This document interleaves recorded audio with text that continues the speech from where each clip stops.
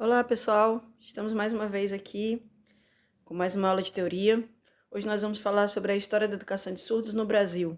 Vejam bem, em meados do século XIX, Ernest Eduard Hutt, professor surdo francês, desembarcou no Brasil a pedido de Dom Pedro II, tá? O filho de Dom Pedro I, o pai da princesa Isabel. Por quê? Para ensinar alguns surdos aqui no Brasil. Vejam bem, surdos nobres, tá? Não estava aberto a todo mundo. Por que que ele fez isso? Porque um dos filhos da princesa Isabel, se vocês forem pesquisar, nós da comunidade surda, a gente sabe que ele era surdo, mas se vocês forem pesquisar, vocês vão encontrar só que ele tinha problemas de comunicação. Então, porque era muito estranho para as pessoas que um príncipe fosse surdo, entendeu? Mas Dom Pedro II, que gostava muito desse neto, ele pediu para Edward Hutt vir para cá, para o Brasil, e juntos eles abriram o Imperial Instituto de Surdos e Mudos, Instituto Nacional de Educação de Surdos, que hoje é o Instituto Nacional de Educação de Surdos, o INES. Tá? Eles fundaram, em 26 de setembro de 1857, o Imperial Instituto de Surdos Mudos do Brasil. Tá? Esse prédio ele fica lá no Rio de Janeiro, fica no bairro das Laranjeiras, ainda é o mesmo prédio, ele só reformado, mas a fachada ainda é colonial, tá? E ele foi cedido pelo imperador para que fosse para que fosse aberta essa escola. Então foi fundada a primeira escola para surdos do Brasil. Ensinou alguns alunos surdos através da língua de sinais francesa, porque ele era francês, então ele trouxe para cá para o Brasil a língua de sinais francesa. Como nós vimos no vídeo de educação de surdos no mundo, a origem da educação da língua de sinais é francesa, tá? Então, ele foi mesclando a língua francesa com a língua de sinais que os surdos já utilizavam aqui no Brasil. Então, no começo de 1857, os surdos aprenderam Libras. Só no começo do ano de 1857, tá? Foi do Instituto que surgiram os primeiros líderes surdos do país, que quando se formava o Instituto regressavam às suas cidades. Então, várias pessoas de vários estados do Brasil foram aprender lá no INES, no Rio de Janeiro. E eles traziam para cá, no caso do Maranhão, né, eles trouxeram para cá Libras, eles terminavam, eles se formavam lá no INES e voltavam para os seus estados falando, sinalizando Libras e ensinando, divulgando a Libras, tá? Porque, eu não sei se vocês lembram, mas no início cada um fazia seu sinal e pronto, era uma torre de Babel. Então eles não conseguiam se comunicar, por exemplo, nem com o vizinho, se fosse surdo, porque eles só tinham aqueles sinais ali de dentro da casa deles, dentro das cidades, dentro dos estados. Então, com a Libras, quando foi divulgado, quando começou a se aprender no INES e foi saindo do INES, foi para os outros estados, então todo mundo começou meio que sinalizar a mesma língua. Foi daí que surgiu realmente a Libras. Ainda não era Libras, Língua Brasileira de Sinais, mas já era o início da Libras. O que os surdos aprendiam lá? Eles aprendiam as disciplinas, língua portuguesa, aritmética, que era matemática, geografia, história do Brasil e doutrina cristã. Além disso, eles também aprendiam uma maneira de profissionalização. Eles aprendiam escrituração mercantil, não esqueço que lá tinha porto, sapataria, alfaiataria, gráfica, artes plásticas, carpintaria e marcenaria. Assim, o surdo, quando se formava, ele já saía com uma profissão, tá?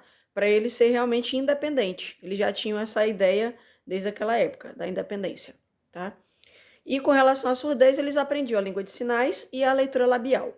Lembrando também que nessa época nós estamos em meio à obrigação de os surdos serem oralizados. Não no início, depois, né? Depois veio a obrigação dos surdos serem oralizados e o Brasil conseguiu manter a língua de sinais, colocando como a gente tem que ensinar a língua de sinais para que eles sejam oralizados.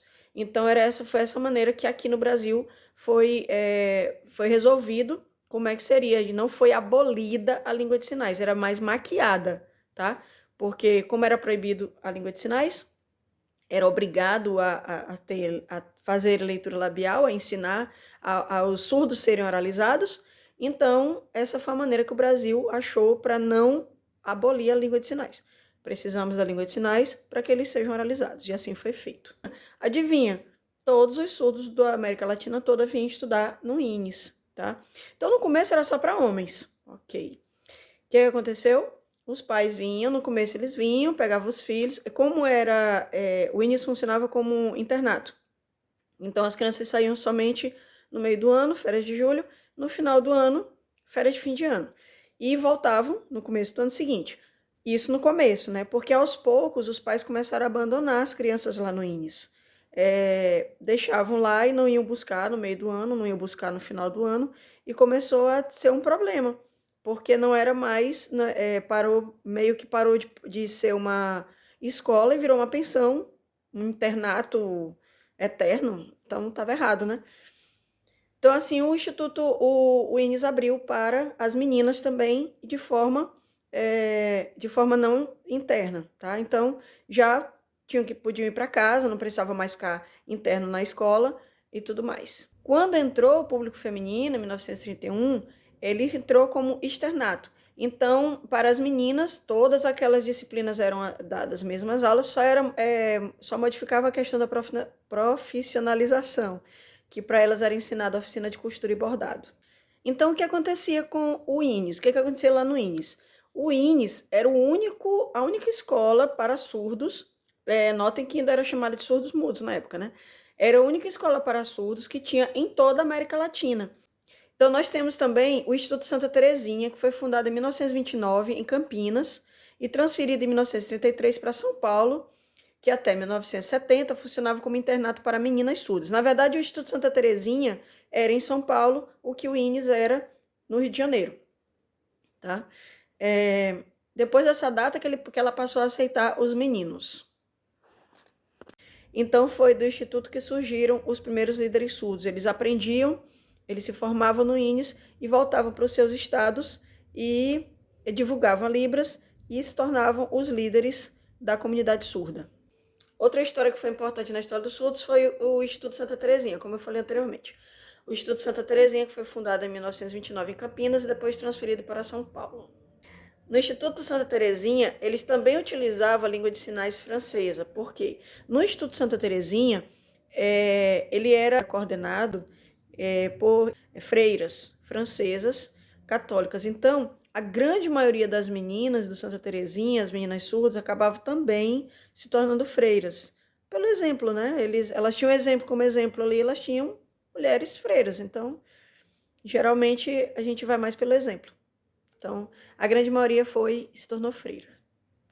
Em 1951, houve a fundação da Escola Municipal de Educação Especial Ellen Keller, em São Paulo, e em 1952, o Instituto Educacional de São Paulo, IESP, que em 1969 foi doado à Pontifícia Universidade Católica de São Paulo e hoje é referência para pesquisas e estudos na área da deficiência auditiva. A PUC de São Paulo, ela recebeu o IESP, o Instituto Educacional de São Paulo, para pesquisas. Lembrem também que nessa época a surdez não era vista de modo educacional, a surdez era vista de modo científico. Então, ninguém ali estava preocupado se as crianças iriam aprender. Eles estavam preocupados como é que as crianças iriam ouvir, tá? Então, ele foi fonte de pesquisa. Quem matriculava seu filho lá sabia que o seu filho ia ser uma fonte de pesquisa para a PUC, no caso. Era assim que eram tratadas as crianças dessa escola. No Brasil, o alfabeto manual foi sendo modificado a cada ano. Lembrem que nós ganhamos a língua de sinais da França, então veio o alfabeto manual francês, mas ele foi modificando aos poucos até chegarmos no que temos hoje, tá? E em alguns países o alfabeto manual é diferente de cada região do país. Aqui no Brasil, o Brasil é um país continental. Então, por isso que nós não falamos a mesma Libras, tá? Tem alguns sinais diferentes, alguns, tá? Não são todos e dá perfeitamente para nós nos comunicarmos com os surdos de qualquer estado. Então, alguns sinais são diferentes e às vezes o alfabeto também diferencia um pouco. Um exemplo, a gente faz o A assim e tem estado que faz o A assim. Só isso, tá? Um dos motivos dessa diferença também é o fato das nossas fronteiras serem, alguns estados estarem mais próximos, por exemplo, da fronteira com outro país do que da sede do país. O pessoal lá embaixo, da região sul, eles têm muito mais contato com a língua da Argentina e do Uruguai, do que com a língua brasileira. Então, o deles é um pouco mais carregado, como se a gente dissesse que o sotaque da Libra deles é mais carregado. Então, surgiu o FENES. O que é o FENES? Uma entidade filantrópica sem fins lucrativos que apresenta um trabalho social, assistencial e educacional junto a todos os surdos do Brasil. Então, o FENES é como se fosse a Associação de Surdos Brasileira, tá? É a geral. Nós temos aqui em São Luís, a gente vai tratar em outra aula sobre a história da educação de surdos no Maranhão, mas nós temos no Maranhão a ASMA, que é a Associação de Surdos do Maranhão. Cada estado tem a sua associação de surdos e tem o FENES, que junta tudo isso. Por isso, o sinal deles é assim, tá? Sinal do FENES.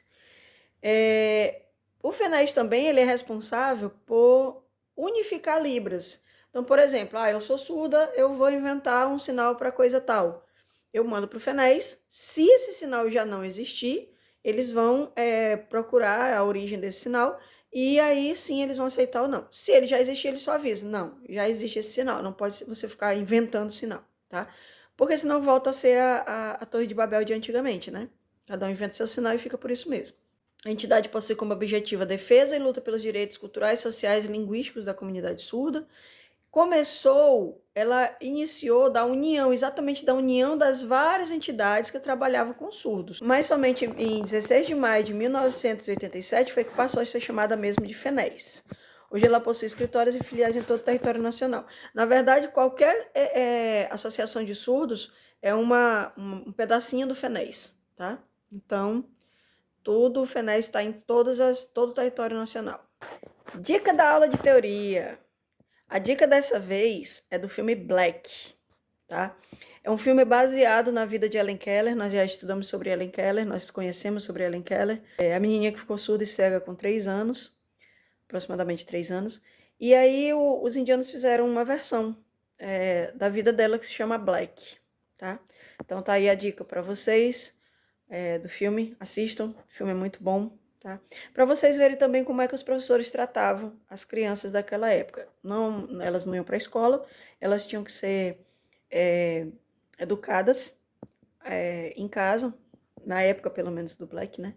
Elas eram educadas em casa e era assim que os professores tratavam as crianças, tá bom? Então, prepara a pipoca aí e pode assistir o filme.